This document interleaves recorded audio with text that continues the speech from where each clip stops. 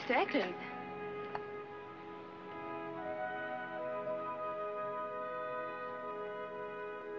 Oh, I thought if you had enough food, Well, certainly. Look, he's combed his hair. And he's actually wearing socks. Well, you see, my feet were chilly. We're delighted you could come. Anne, move over next to Elizabeth so Mr. Eklund can sit down. I don't want to sit there.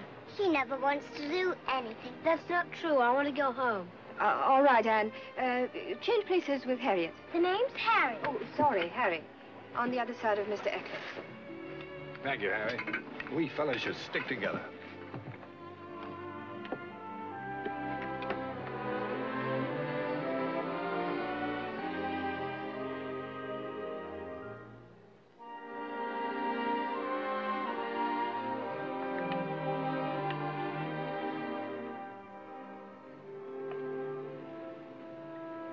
Pass, Monsieur Eklund. That's my dinner. No, then take it. I'm sick and tired of tin beef. Then give it back. I want to go home. Why can't we have fish once in a while? Professor Eklund was giving me lessons, but he never finishes what he starts. Raise your arm, lower your head. Very low, very low. Drink something. Give him something to drink. Quick. Drink. You hold it. Jenny!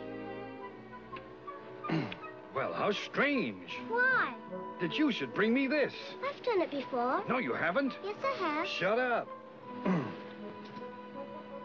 Well, since it's here, I'll, There's already a beverage on the table, Mr. Eklund. That's what? Coconut milk. You're kidding. Well, it happens to be very tasty and quite healthful. Well, sure it is. Mr. Eklund.